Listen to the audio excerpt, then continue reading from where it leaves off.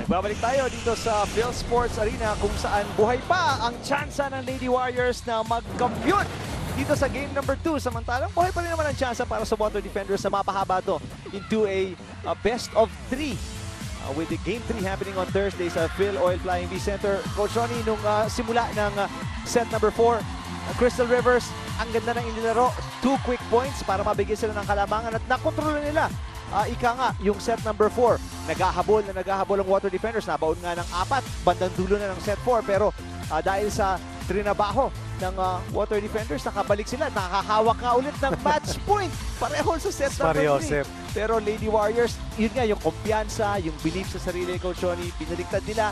Pareho lang ng set 3 yung katapusan, 26-24. Composure, championship experience, mga bagay na binanggit ni Coach John Abella na dahilan kung paano sila nanalo doon sa Game 1. At makikita natin salamin ng composure at championship experience ang ginagamit na naman nila rito.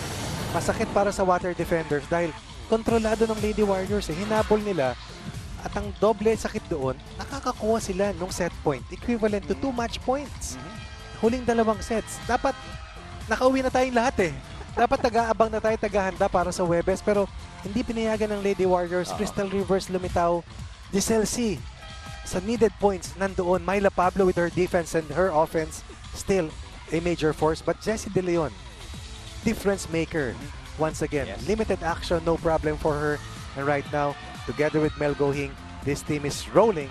And right now, they will be playing a 5th set. Laban dito rin sa walang pangangayaw na team.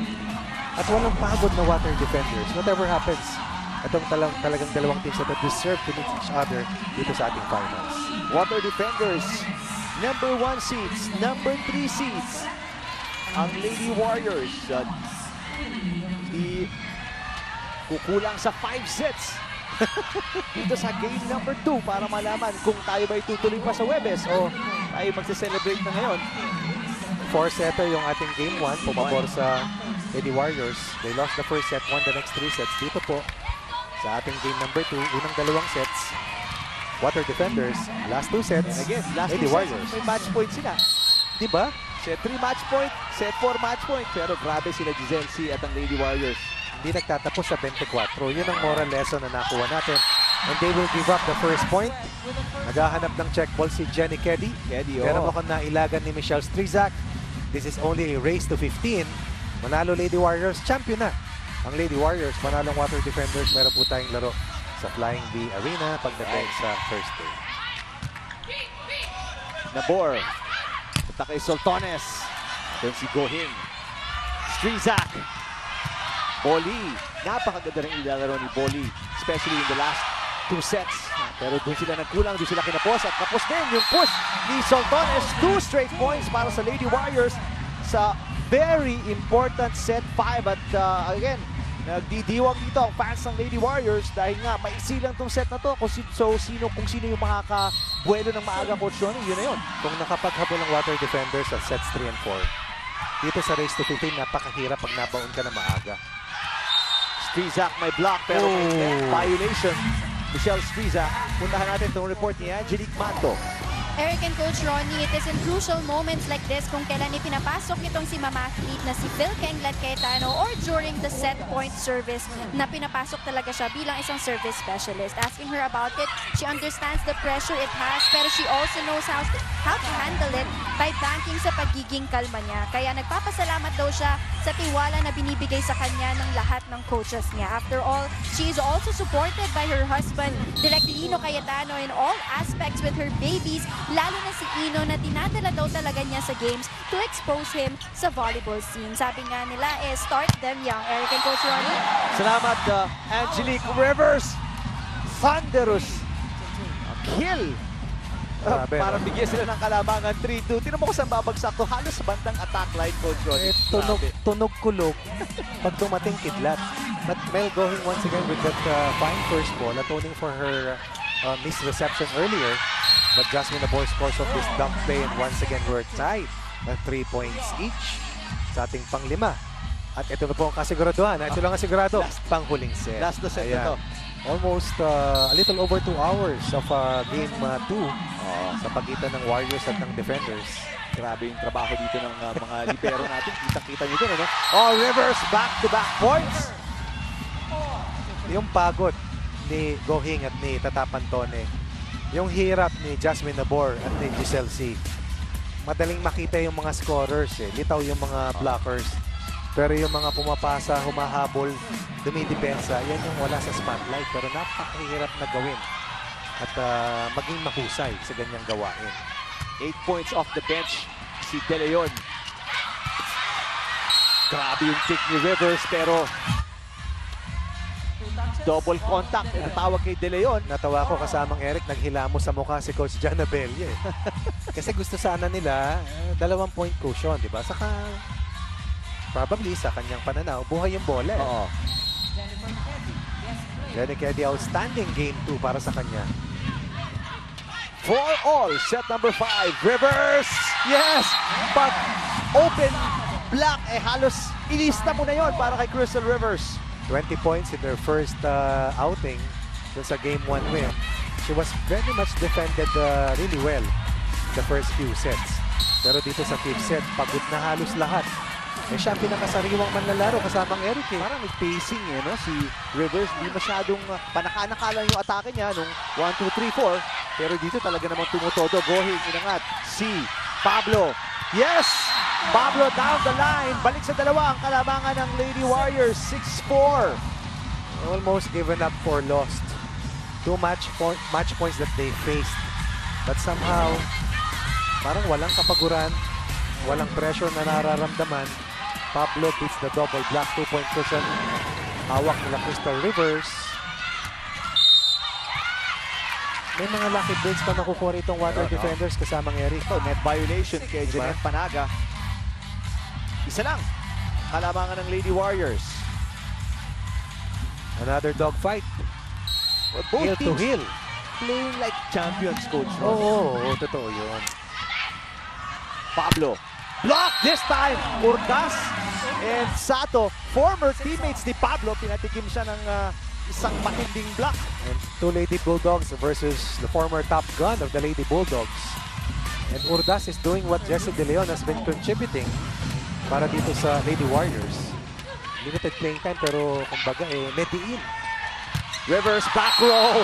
Wow!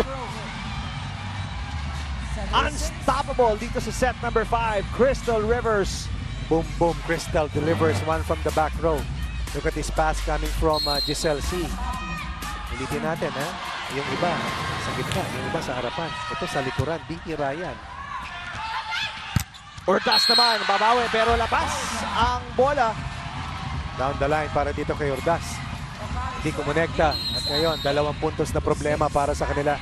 Halfway to the first ever Premier Volleyball League round para dito sa Lady Warriors after being down 2-0. And being down 2 match points. 2 match points. Alam mo kasamang Eric, 7 o'clock pa lang nun eh.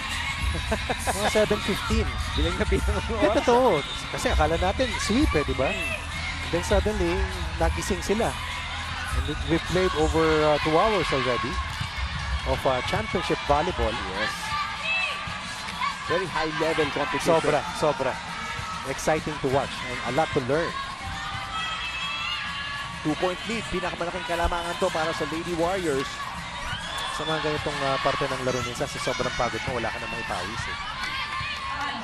Ito yan, talagang magpapagana lang sa'yo yung puso, yung adrenaline, lakas ng loob mo, saka yung desire to win.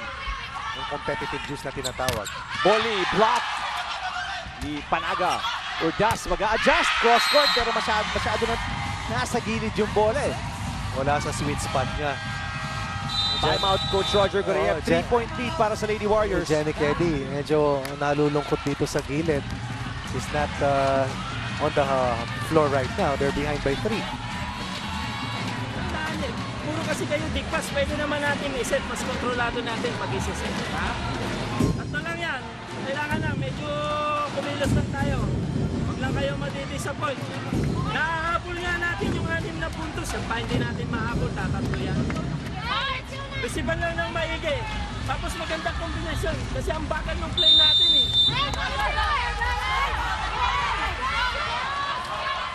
Well, gusto lang putulin ni Coach Roger Gareb yung paghabol or yung pag-arangkada nitong Lady Warriors, Coach Ty Bunggit, at ang kanyang Cool Smashers. Kanina, binulsa na yung third place. Yes, Coach yes. Ronnie kontra sa Power Smashers.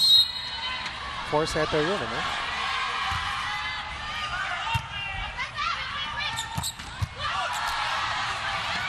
Sato, pupuntos sa set ni Nabor at yun, rumisponde ang Water Defenders at nabawasan itong 3 puntos na kalamangan ng Lady Warriors. Macy Mendiola papasok. Hugot si Coach Roger. Good first ball ni Gretzel Saltones. And that quick play delivered ni Jasmine Nabor para kay Risa Sato, who scores. Lead down to 2 from a high of 3 at 9-6. Over receive, Saltones! 2 straight points para sa Water Defenders at ito na naman po sila. At reminder po sa mga sports fans, pagkatapos ng volleyball, basketball naman tayo. Coach Ronnie, ito yung game ninyo kanina, game number 5 ng NBA Finals. Baka mamaya manalo yung Cubs. Imposible. Imposible kasamang Eric. Makabawi lang mamaya eh. Baka game 4 yun. Saltones. Andun si Pablo for the dig. Strizak. Easy over. Nabor. Saltones. River sa habol. Oh! Nagkabanggaan si C at si Gohing. Parang easy over na. Free ball. Pero kumapyos pa. 3 straight points para Yes. sa Water Defenders, Coach Ronnie. Dahilan kung bakit natawag ng timeout si Coach John Abella pagkatapos ng big 3-point run anchored on Gretzel Saltones. Don't be too eager. Don't be too eager to finish the game. Alright? Take it 1 point at a time. Don't be too eager. Aggressive, but not eagerness. Alright? Again, we need to focus. Where are we lacking? Passing. We need the pass. Good pass right now. Good pass. Alright? You get a good pass. Offense follows. Alright?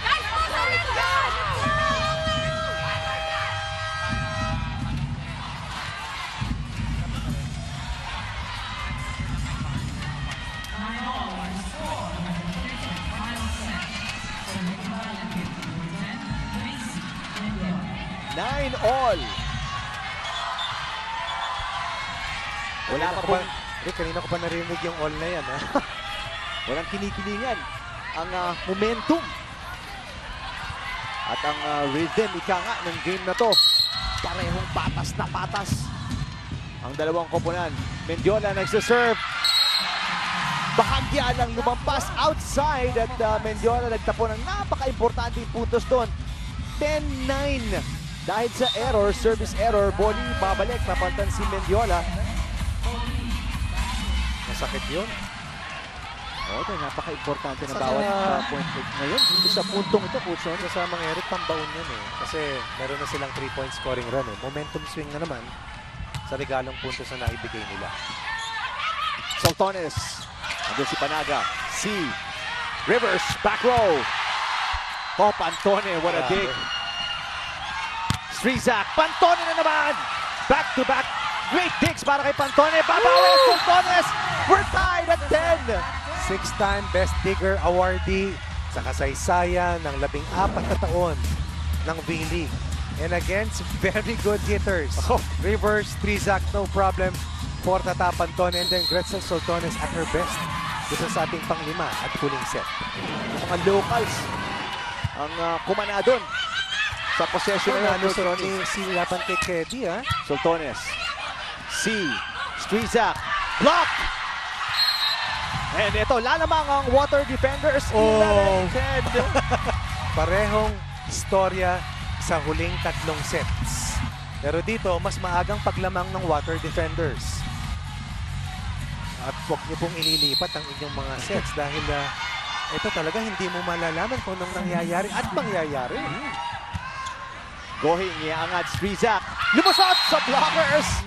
Nando doon, nakaabang ready si Kedi at si Urdas. Grabe yung timing nitong si Strizak dun sa pasang kinuha niya. Tignan natin, that was an underhand pass.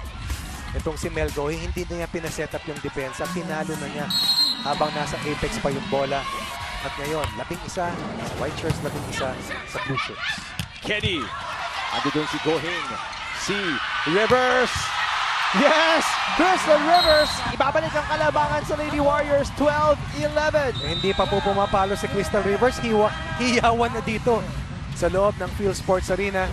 1-point lead para dito sa Lady Warriors. Hindi ko masabing comeback dahil yung kabilang team nagka-comeback din. 3 points away from the championship. Think of anything, we will be receiving the ball, we will be doing the attack, then we can make the point. Ha? Relax na. Tatlo lang na. Isang puntos lang yan. No? Sabi ko nga sa inyo, hinabol nga natin yung marami, yung pampaisa-isa na yan. Okay lang ha, Rachel ha, huwag kang papalo. Oy, huwag kang pamaskarte dito. Doon mo ba ha? Positive thinking ang sinasabi doon ni Coach Roger Goreyev. Isipin natin, marireceive natin, masiset at baka score tayo dahil lamang ng isa ang kalaban. Crystal Rivers, siya ang pinupuntahan, Coach Ronnie, Giselle C. Itong mga nakaraan na attacks ng Lady Warriors. Meron pang Michelle Sprizak eh. Diba? And when the championship is on the line, yung mga reinforcements, yun ang mga go-to players mo. Net violation. Kaliwat kanan, ginamit ni Jenny Keddy. Gumana yung timeout ni Coach Roger. Tabla muli tayo sa 12-all. Sabi ni Crystal Rivers, muna dahil merong natisod kanina. Ayun yung net touch ni Jessie De Leon. 12-all. Parehong koponan, 3 points away from a win. Magkaibang resulta. Depende kung sino mananalo. Lady Warriors, champion na po sila. Pag ang Water Defenders, meron pa tayong game number 3 sa Webes. Rivers! Ito si Soltones. Balik Soltones ulit. Si Nabor. Hahabol si Rivers! Pero hindi na makukuha. Lamang ang Water Defenders ng isa, 13-12. Grabe ang tapang ni Gretzel Soltones. Maski hindi eksakto yung mga pasa. Sa ilalim niya pinapalo eh. Ano, sa ilalim niya pinapalo. Di lang nakadiin yung block ni Jessie De Leon. But still good enough to give her team a 1-point lead. Great pass. We need a great pass right now. Right? Great pass. We need a good swing, ladies. We need a good swing. Once in front, we need a good swing. But at once in the back, we need a great pass. Great pass, ladies. One great pass, one good swing. This is gonna be ours. All right, let's go. Parehong estilo. Ang parehong coaches. Parehong kalmado. Oh, Yung tinig One good ng pass. paalala on the fundamental things that they need to do. Wala nang sisihan. Oh, Wala nang sigawan. one good pass, I will get it. Basic lang. Oo. Water Defenders, 2 points away from sending itong finals into a game 3. C, babalik kay Rivers. Oh! Oh, wow. Ready! Pagkatapos manahimik in the last 2 sets, one huge block, Coach Ronnie, na Wow. magdadala ulit ng another match point. Pero ito, kasamang Eric, dalawang match Dalawa. points ang hawak nila. Big defensive stop para dito kay Jenny Keddy. How many times do you say Crystal Rivers was blocked? Pero 6-6 yung nakapatong sa kanya roon. Serving for the match, C, punta kay Strizak. Andun si Pantone. Boli, punta kay Soltones. What Wow! a dig by Gohing. Rivers, blocked again. Rivers mag-aangat. Strizak. Going for the win. Soltones, the tip. Naabangan. Jessie De Leon Again, saves a match point. she traced Gretzel Soltones all the way. Hindi pinatay ni Gretzel yung bola. Oo. Diba? Inilihis niya. Init niya eh. Pero nakapatong this time si Jessie De Leon pagkatapos siya kaninang mautakan ng dalawang sunod ni Soltones. Third match point saved by the Lady Warriors. Pambihira. One more match point para sa Water Defenders for the win. Yes! Gretzel Soltones! Wow, the team captain, Coach Ronnie. It took them another extra hour and a half to defeat itong team ng Lady Warriors. Given up 4 loss, they came back lamang dito sa ating 5th set ng 3 at 9-6. But Gretzel Soltones, Jasmine Nabor, Aiko Ordaz, and of course, Jenny Keddy and Jang Boli made sure that they will live to fight another day dito sa serye natin sa ating finals. So many players bibigyan ng credit para dito sa Water Defenders, ang fans nila. Talaga naman nagsasaya, nagtatatalon dito. At napatahimik nila yung fans ng Lady Warriors na kanina pinapadagungdum na itong PhilSports Arena sa Oo mga naman. tatalon. At ito yung confirmation ng panalo ng Water Defenders. Coach Ronnie, pagkatapos manalo ng first 2 sets, nalaglag sa dalawang sets, 3 and 4, na meron silang hawak na match point. Pero dito sa set number 5, nagwagi 15-13. Nagbabalik tayo sa PhilSports Arena sa pagtatapos ng game number 2 sa pagitan ng Lady Warriors at ng Water Defenders. Ito po ang finals ng Reinforced Conference ng Premier Volleyball League sa ABS-CBN Sports SNA. At 5 sets, Coach Ronnie. Ang Water Defenders nakabawi pagkatapos mawala ng kumpiyansa ang malaglag nung sets 3 and 4. Panalo na, matatalo pa, but in the end, nanalo rin. And they denied the Lady Warriors the first ever PVL crown.